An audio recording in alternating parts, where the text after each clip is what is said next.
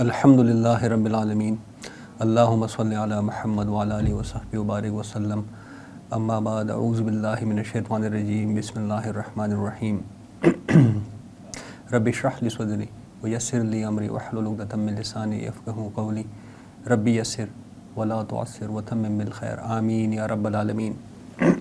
اسلام اور مضبوط خاندان، اس موضوع پر ہماری گفتگو جاری ہے۔ یہ اس سلسلے کی آخری نشست ہے۔ پچھلی نشست میں ہم نے خاندان کے ادارے کی مضبوطی کے لیے، اس کے استحکام کے لیے دین اسلام جو بنیادی 4 یا 5 اہداف معین کرتا ہے، اس میں سے ہم نے 4 پر بات کر لی۔ سب سے پہلے ہم نے نکاح کی بات کی کہ نکاح کی تاکید دین اسلام میں کس قدر آئی ہے، پھر اس میں کتنی سہولت اور کتنی وسعت رکھی ہے۔ دوسرے نمبر پہ ہم نے طلاق کے ضمن میں کچھ بات کی کہ اگر میاں بیوی میں اختلافات اس حد تک بگڑ جائے کہ علیحدگی تک بات آ جائے تو دین اسلام نے ایک راستہ بہرحال کھلا رکھا ہے، جس کو طلاق یا خلا کا راستہ کہتے ہیں۔ اس کے بعد ہم نے ایک بہت اہم نقطے پہ بات کی خاندان کے ادارے کی مضبوطی کے ضمن میں، اور وہ ہے سربراہ کا انتخاب، کیونکہ کسی بھی ادارے میں سربراہ کا انتخاب یہ لازم ہے۔ اگر ایک سربراہ کا انتخاب نہ ہوگا تو وہ ادارہ فساد کا شکار ہو جائے گا، اور اس میں ہم نے دیکھا کہ دین اسلام نے یہ جو قوامیت کی ذمہ داری ہے یہ مرد کے سر پہ رکھی ہے، عورت کے سر پہ نہیں رکھی۔ چوتھے نمبر پہ ہم نے خاندان کے ادارے کے استحکام کے لیے ہی جو ہدایت دیتا ہے قرآن، اس پہ بات کی، اور وہ تھا والدین کے ساتھ احسان اور محبت کا تعلق، کیونکہ یہ بہت بڑا رول ادا کرتا ہے خاندان کے ادارے کے استحکام کے ضمن میں۔ آج ہم نے جو آخری ہدف معین کرتا ہے دین اسلام خاندان کے ادارے کے استحکام کے لیے، اس پہ کچھ بات کرنی ہے، اور یہ اگلا ہدف کیا ہے؟ یہ ہے جنسی بیراروی کی روک تھام، زنا کا سدباب۔ اس ضمن میں قرآن انتہائی اسپیسیفک ہے۔ کیوں؟ یہ ایسا فعل ہے جو نہ صرف خاندان کے ادارے کو زمین بوس کر دیتا ہے، بلکہ معاشرے میں ایک فساد برپا کر دیتا ہے، معاشرے میں ایک فساد مچا دیتا ہے۔ اسلام مرد و زن کے آزادانہ اور غیر ذمہ دارانہ تعلق کو محض ایک معصوم تفریح یا معمولی بیراروی کہہ کر نہیں ٹال دیتا، بلکہ اسلام کی نظر میں یہ انسانی تمدن کی جڑ کاٹ دینے والا عمل ہے۔ اس لیے ایسے تعلق کو اسلام قطعاً حرام اور قانوناً جرم قرار دیتا ہے۔ اس کے لیے اسلام سخت سزا تجویز کرتا ہے تاکہ سوسائٹی میں ایسے تمدن کش جو تعلقات ہیں وہ رائج ہی نہ ہونے پائے۔ ارشاد باری تعالیٰ ہے وَلَا تَقْرَبُوا الزِّنَا إِنَّهُ كَانَ فَاحِشَةً وَسَاءَ سَبِيلًا۔ زنا کے قریب بھی مت بٹکو، یقیناً یہ بڑا ہی بے حیائی کا کام ہے اور بہت ہی برا راستہ ہے۔ زنا بے حیائی کا سب سے نمایاں عمل ہے۔ قرآن نے ایک بہت بڑا آبجیکٹیو یہ معین کیا ہے کہ اس عمل کا سدباب ہو۔ اسلام پورے معاشرتی نظام کو ایسے سانچے میں ڈالتا ہے کہ سیگریگیشن آف سیکسز یعنی مخلوط معاشرہ یہ بالکل قائم نہ ہو سکے۔ اسی لیے یہ اس لیے ہے کہ مرد و زن کا آزادانہ اختلاط ہی ہے جس سے وہ صورتیں پیدا ہوتی ہیں جو بالآخر زنا پر منتج ہوتی ہے یا منتج ہونے والی ہے۔ چنانچہ اسلام ستر اور حجاب کے تفصیلی احکامات واضح کرتا ہے جو مسلمان معاشرے کو ایک خاص شکل دیتا ہے اور بقیہ معاشروں سے اسے بالکل ممیز اور ممتاز بناتا ہے۔ 100% کہ ہمارا جو طرز تعمیر ہے، یعنی کہ ہمارا جو گھروں کا آرکیٹیکچر ہوتا ہے، وہ بھی ایسا رکھا جاتا ہے کہ گھروں میں مردانہ اور زنانہ یہ جو رہائش ہے اس کا خصوصی اختلاط رکھا جاتا ہے۔ ان اقدامات کا ٹارگٹ ایک ہی ہے کہ زنا کا سدباب ہو سکے۔ ہم نے پچھلی نشست میں واضح کیا تھا کہ قدرت نے انسان میں مخالف جنس کے لیے ایک غیر معمولی کشش رکھی ہے۔ اب سوال پیدا ہوتا ہے کہ یہ کشش رکھی کیوں ہے، اس کی حکمت کیا ہے؟ اگر یہ بے پناہ کشش نہ ہو تو تمدن کا یہ سارا ہنگامہ ہی نہ ہو دنیا میں، یعنی کہ دنیا کی ساری آبادی اور رونقیں یہ اسی کے تو فعل ہیں، لیکن یہ ہے کہ اس جذبے کو کنٹرول کرنا ہے، اس کو مینیج کرنا ہے، حلال طریقے سے اس کو پورا کرنا ہے۔ اب دیکھیں کل بھی انسانی پر یا تو نفس امارہ کا غلبہ ہوگا یا پھر روح ربانی کا غلبہ ہوگا۔ اب اس سے انسان کی 3 کیفیات وجود میں آئیں گی۔ نمبر 1، یا تو انسان خالص حیوان بن جائے گا، یعنی کہ شہوت پرست، خواہشات اور جذبات کا غلام۔ دوسری کیفیت نفس مطمئنہ کی ہو سکتی ہے، یعنی قلب پر روح ربانی کا تسلط ہو جائے اور اس سے قلب جو ہے انسان کا وہ منور ہو جائے، اور اس سے یہ ہے کہ پورا انسانی وجود بھی منور ہو جائے۔ اور تیسری کیفیت بین بین کی ہے، یعنی کہ انسان کبھی ادھر تو کبھی ادھر، کبھی قلب کا رخ نفس امارہ کی طرف ہو گیا تو انسان بدی اور معصیت میں ملوث ہو گیا، اور کبھی طبیعت نیکی کی طرف راغب ہو گئی، یعنی کہ قلب کا رخ نفس لوامہ کی طرف ہو گیا۔ اب بہرحال یہ ایک حقیقت ہے کہ نہ صرف انسان کے اندر بلکہ جملہ مخلوقات کے اندر جنسی جذبہ، یعنی کہ یہ جو سیکشول ارج ہے یہ انتہائی زوردار ہے، اور جتنا یہ زوردار ہے اتنا ہی اس کو قابو کرنا مشکل ہے۔ اس موزور گھوڑے کو لگام دینے کے لیے دور دور تک حفاظتی انتظامات کرنے پڑیں گے، کرنے کی ضرورت ہے، جس میں کہ وہ تمام ستر اور حجاب کے احکامات اور اقدامات جو قرآن نے تجویز کیے ہیں، جس کی ہدایت قرآن مجید نے دی ہیں، وہ سارے اقدامات اور وہ سارے احکامات اس میں آ جاتے ہیں، جس پر ہم بہرحال بات کر چکے ہیں پچھلی نشست میں۔ اب دیکھیں اس ضمن میں نوٹ کر لیں کہ یہ حجاب اور ستر کے حوالے سے عورتوں کے لیے اسوہ کس کو بنایا گیا ہے؟ حضور نبی کریم صلی اللہ علیہ وسلم کی ازواج مطہرات کو۔ چیریٹی بگنز ایٹ ہوم، یہ سورہ احزاب میں اس کا بیان آیا ہے، اور اس کی ایک بنیادی وجہ یہ ہے کہ حضور نبی کریم صلی اللہ علیہ وسلم کا جو اسوہ ہے وہ ویسے تو انتہائی جامع اور انتہائی گمبھیر ہے، لیکن عورتوں کے معاملے میں ان کی نسوانی زندگی کے لیے ایک خلا موجود ہے بہرحال، تو اس خلا کو ازواج مطہرات سے پر کیا گیا ہے۔ زنا کے ضمن میں ایک اہم نقطہ جو ہمیں سمجھنے کی ضرورت ہے وہ یہ کہ دین اسلام میں زنا صرف اس ناپاک عمل کو نہیں کہتے، بلکہ زنا کی طرف جانے والے داعیات بھی زنا کے حکم میں آتے ہیں، اور اس کو سمجھنے کے لیے نبی کریم صلی اللہ علیہ وسلم کی ایک حدیث پر غور کرنے کی ضرورت ہے۔ یہ حدیث اس حدیث سے مماثلت رکھتی ہے جس میں یہ ذکر کیا گیا ہے کہ ایک زمانہ تم پر آئے گا کہ کوئی براہ راست سود سے بچ بھی جائے تب بھی سود کا غبار ضرور اس کے اندر جائے گا۔ اسی قسم کا معاملہ اس حدیث میں زنا سے متعلق آیا ہے۔ یہ مسلم شریف کی روایت ہے، ابو ہریرہ رضی اللہ تعالیٰ عنہ اس کے راوی ہیں۔ آپ صلی اللہ علیہ وسلم فرماتے ہیں کہ ابن آدم پر لکھ دیا گیا ہے اس کا حصہ زنا میں سے، جسے وہ لا محالہ پا کر رہے گا۔ اب آگے آپ صلی اللہ علیہ وسلم نے اس کی شرح کچھ اس طرح سے فرمائی ہے کہ ان دونوں آنکھوں کا زنا بد نظری ہے، نامحرم کو دیکھنا ارادے کے ساتھ۔ ذرا آج اپنے معاشرے کا حال اگر ہم دیکھ لیں، ہر سو یہی نظارہ ہے، یہ زنا تو ہر سو ہو رہا ہے۔ پھر ان دونوں کانوں کا زنا نامحرم کی آواز سننا اور اس سے لذت حاصل کرنا، تو اب تو 10 روپے میں ساری رات بات کر لو۔ دوسری جانب یہ الیکٹرانک اور سوشل میڈیا جو ہے اس نے تو اس حقیقت پر مہر ثابت کر دی ہے۔ پھر نامحرم سے گفتگو کرنا اور اس سے لذت حاصل کرنا، یہ زبان کا زنا ہے، اب اس پر مزید بات کرنے کی ضرورت نہیں ہے۔ پھر ہاتھ کا زنا نامحرم کو چھونا، اور جنسی تلذذ کے ارادے سے کوئی اگر کہیں جا رہا ہے، چاہے وہ صرف ملاقات ہی کیوں نہ ہو، تو یہ پاؤں کا زنا ہے۔ اور اگر انسان کا دل خواہش کر رہا ہے اور لذت اس سے حاصل کر رہا ہے تو دل ہی دل میں گویا کہ زنا کر رہا ہے، اور اعضائے تناسل تو صرف اس عمل کی تصدیق یا تکذیب کرتے ہیں۔ گویا شرعاً تو زنا جنسی اختلاط کو سمجھا جائے گا، البتہ حضور نبی کریم صلی اللہ علیہ وسلم نے اس کے محرکات اور داعیات کو بھی زنا کے تحت لیا ہے۔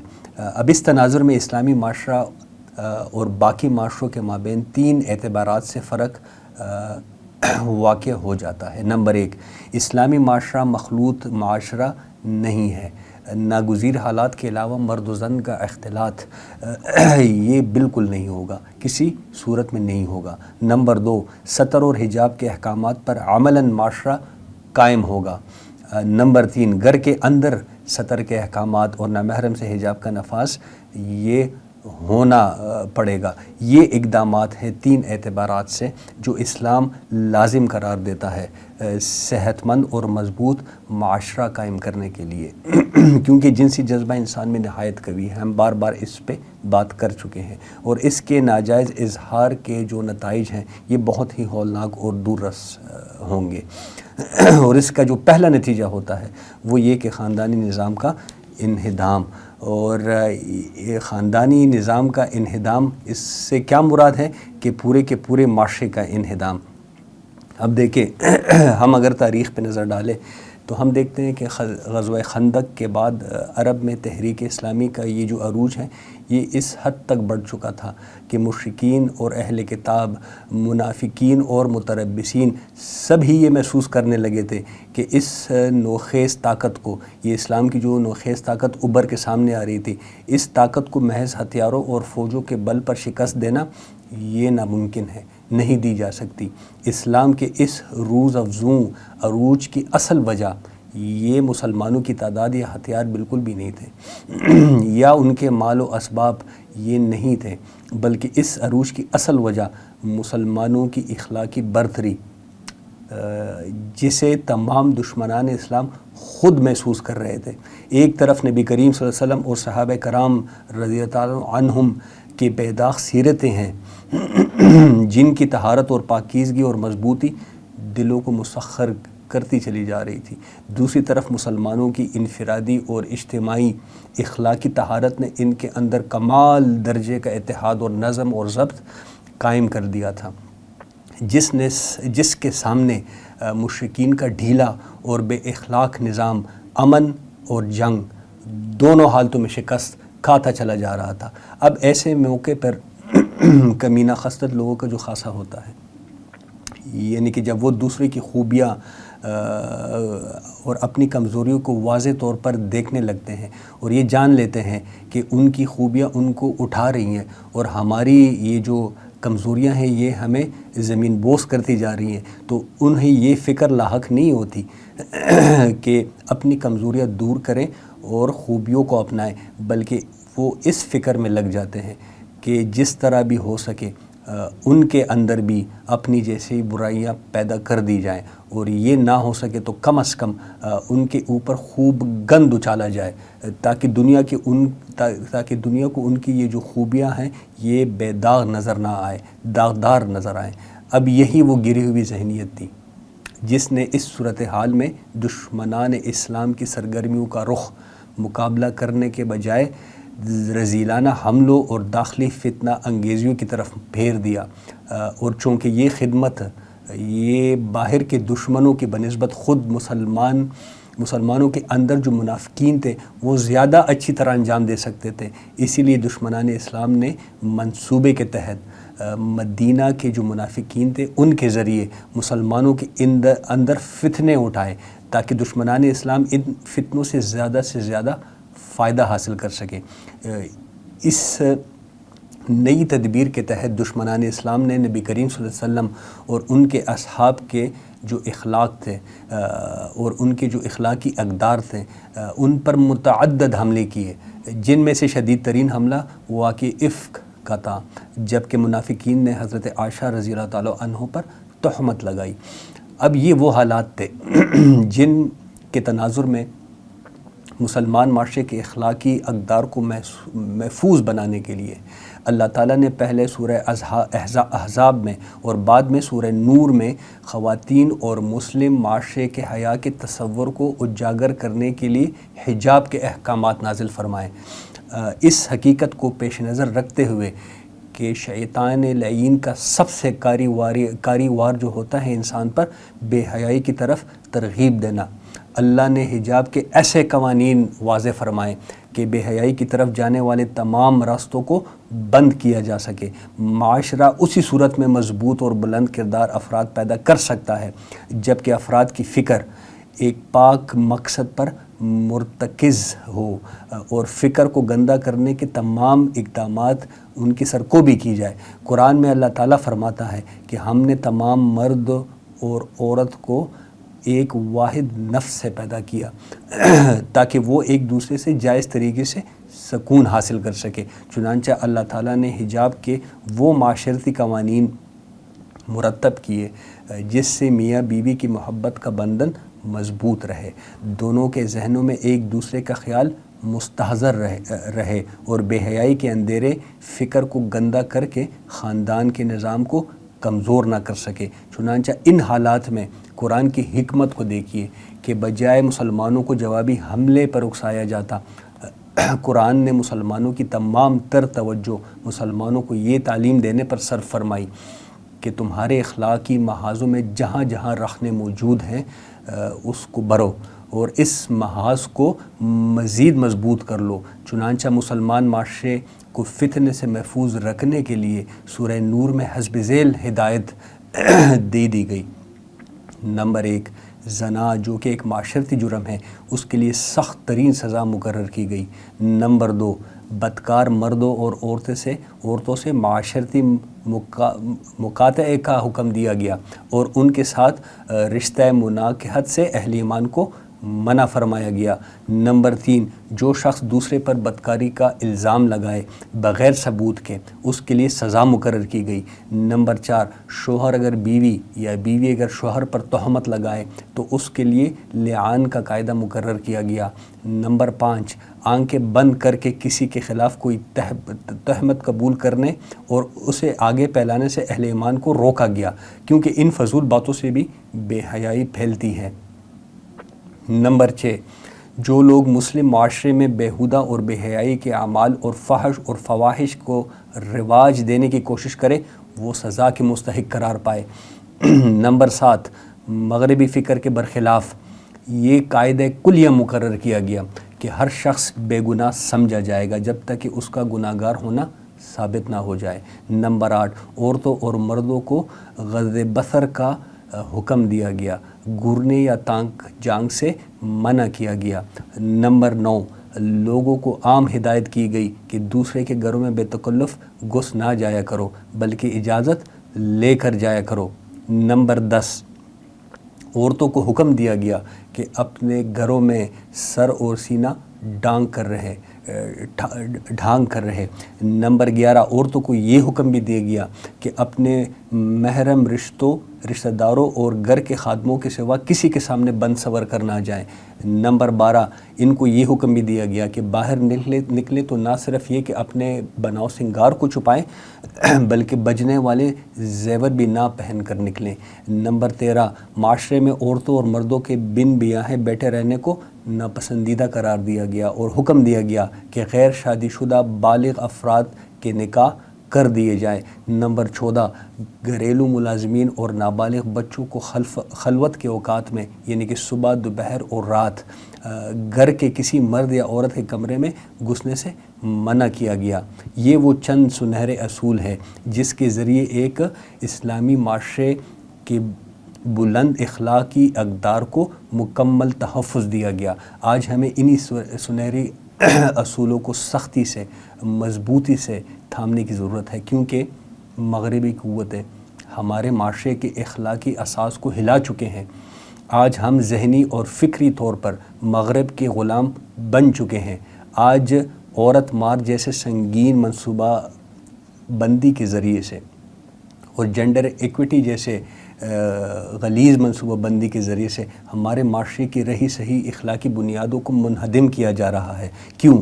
اس لیے کہ انسان جب اخلاقی اقدار کو چھوڑ کر بے حیائی کے گڑھے میں گرتا ہے تب ہی وہ جانوروں کی صف میں شامل ہوتا ہے اور تب ہی اسے غلام بنایا جا سکتا ہے۔ اللہ ہمیں دین کے اصولوں کی سمجھ عطا فرمائے اور دور حاضر کے فتنوں سے ہمارے ایمان کی حفاظت فرمائے۔ آمین۔ اقول قولی ھذا واستغفر اللہ لی ولکم ولسائر المسلمین والمسلمات۔